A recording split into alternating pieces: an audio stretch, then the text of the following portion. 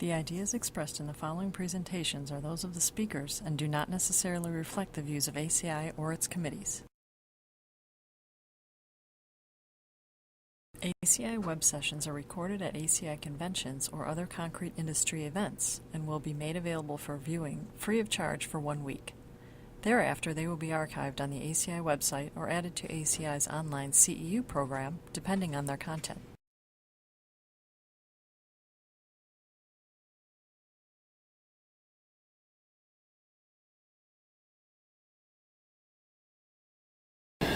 Okay, thank you all for being here Sunday night.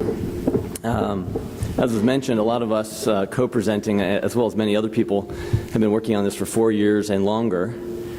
And it's bringing me back to about 3.5 years ago at this hot topic session discussing maybe one of the kickoff research projects, which was thinking about the design considerations of high-strength reinforcement.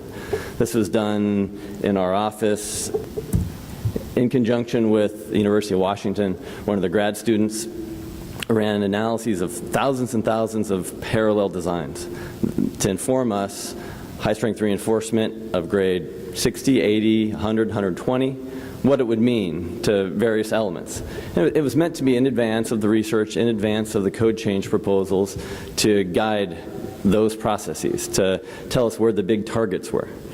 So after 3.5 years, I'm back.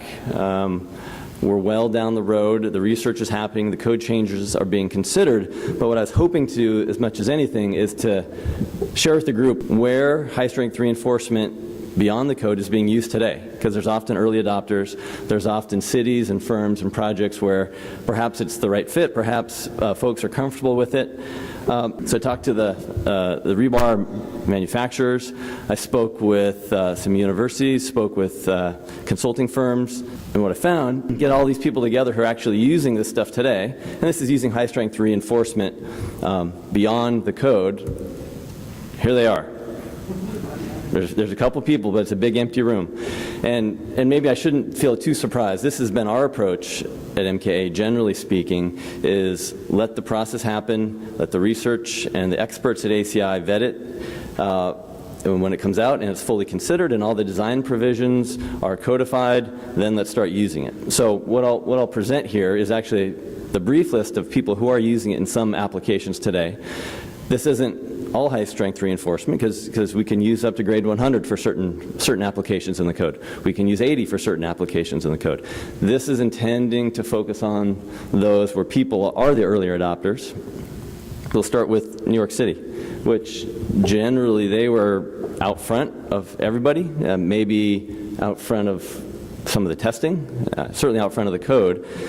Starting in 2010, they have their building bulletin.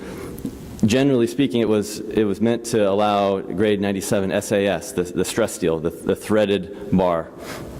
This has since been updated a couple times in New York, but generally speaking, this was used for non-seismic applications and not allowed for shear or torsion. Replaced this in 2015 for A1035. This is the MMFX, allowing it in up to grade 100, but limiting compression to grade 80 and requiring peer review. A year later, this is just a year ago, they reissued the bulletin more generalized to handle SAS, to handle MMFX, multiple manufacturers, up to grade 100. They've put together maybe more of the limitations on it. It's not allowed for beams or slabs. It's not allowed to be welded, and it can't be bent at size 14, at Mark 14 and larger. But it is now being allowed for shear and torsion. And so these aren't just building bulletins in New York City. This is design, this is in the field, this is being used. So this is the SAS bar, coupled large diameter column elements. Generally speaking, the intention is to help constructability, ease congestion, to a large degree to shrink column sizes. I believe that's one of the big drivers here. So outside New York, it hasn't been officially allowed by cities, by executive order, if you want to call it. These directors' rules, these building bulletins. However, through peer review processes in cities, San Francisco now has one that's been approved. This is a building, 1500 Mission. It hasn't been constructed yet. They're getting ready to go, but they've completed the review of this design. Their intent is to use grade 80 vertical reinforcement in the special reinforced shear walls. So the primary PM interaction flexural hinges of the wall, wanting to use grade 80. The requirements that the city has given this design team, and this is DCI, consulting engineers, is that it has to be peer reviewed. The confinement of the verticals is decreased from 6 times the bar diameters to 5 times the bar diameter. A TOI ratio of greater than 1.25. Minimum elongation 12%. And then analytical strain checks. They're doing nonlinear time history analysis, so they're getting in depth on the performance characteristics they need in their analysis. So this is one instance I'm aware of on the West Coast where high grade beyond the code is being used, but it's not being used easily. It's being used with a high level of scrutiny, and to a large degree the peer reviewers are many of the same folks involved with ACI. And this list that's on the screen, to a large degree, is what's being discussed in 318 sub R and then in 318 as a whole, of when and how high-strength reinforcement will be used, specifically for vertical reinforcement in shear walls. In Seattle, I'm aware of one instance. This is MMFX and used in a foundation, grade 100 for primary longitudinal reinforcement.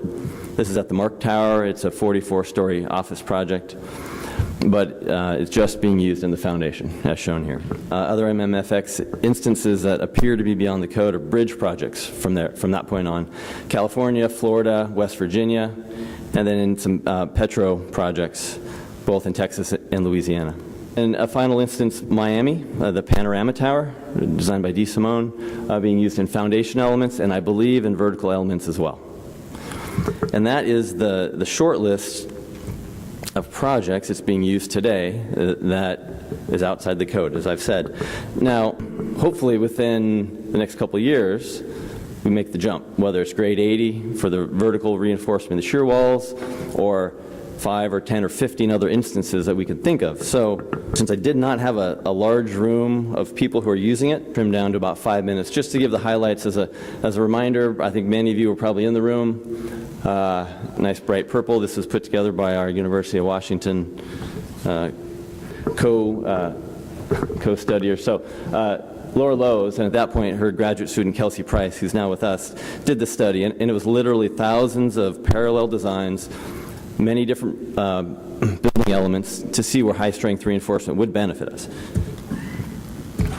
At the time we started off, we took some sample buildings. We said, where is the rebar? Let's not focus all of our attention and energy and research and code change for something that's 3% building. Let's focus on the big chunks. Maybe we get through this whole pie chart, but start with the big ones. And of course, this is very sensitive to what building type you consider.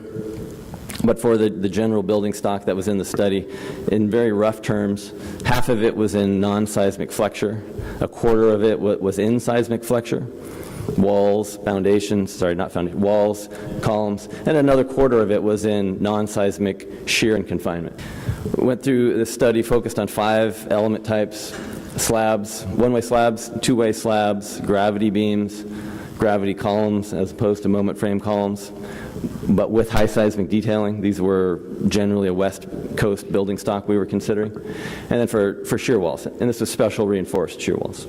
We considered strength limit states. We considered minimum reinforcement, crack limit states, and other serviceability criteria, deflection certainly chief among them. And as we studied these, this is just one example. We take the spans, vary them 24, 27, 30 feet. We look at yield strength, 60, 80, 120, and then go through a design as if this was going to be designed, stamped, submitted to a building department, and built. So these were real designs. Looking at strength, looking at serviceability. Certainly, findings for strength were almost self-evident. You put more reinforcement that's stronger, you need less of it. These are trends that are expected. I think the main focus of this, that was informative back to us, and this is in the piece that would tell us don't just keep making it stronger. That's not necessarily beneficial. It was in the serviceability criteria. So this, the y-axis here is the ratio of how much steel we need for strength or what we need for serviceability. So in many instances, what we need for strength was greater than serviceability. In those cases, high-strength reinforcement was beneficial to us. In other cases, two-way slab perhaps, we can't go below a certain lower bound, otherwise our cracks get too large and our slab deflects too much.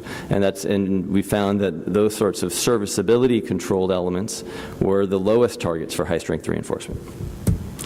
We ran through two-way slabs, as I said, varied many of the same parameters, gravity beams and then gravity columns. This one wasn't just flexural reinforcement and shear, but we also were looking at confinement, PM interaction. Again, we found many of the same strength characteristics that we expected. Lower portion on this PM interaction curve, it was very sensitive to, the strength was very sensitive to reinforcement strength. This would be perhaps useful for a moment frame column. But these were gravity columns we considered. We were at the top portion of the PM interaction, very little benefit. And then for a very simple version of a shear wall, this is meant to be a cross-section, just a simple rectangular wall, 20 by 2, varied many of the same parameters.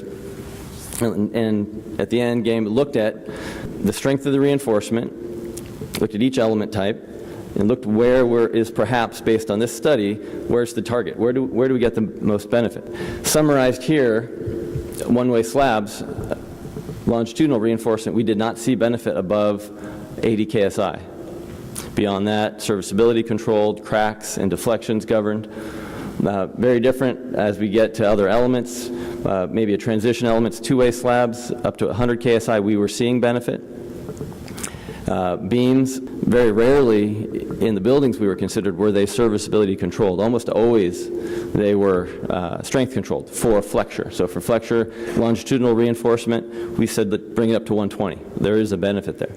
For shear, there was not a benefit. Very rarely were these beams shear controlled. They were minimum reinforced, so we did not get a benefit. Gravity columns, again, were a bit of a mix where the higher strength reinforcement was useful in the confinement, in the transverse reinforcement, and in the longitudinal reinforcement under some load conditions, generally with high moment conditions. And finally, for shear walls, it was a bit of a mix. For longitudinal reinforcement, we found 100 KSI as our optimized solution, and 120 KSI for confinement and shear. And finally, maybe we were trying to take a little bit of scope from what Dominic's going to speak about. We looked at these optimized solutions. We looked at if we want them to go from 60 to 80 or to 100 or 120, which code provisions were lacking. And I'd say not just lacking, but which code provisions would limit us from doing those and most likely require testing to get there, rather than simply some I think we'll find they don't need to be tested. We'll see that the tests that have already happened will let us extrapolate up to grade 80 or grade 100.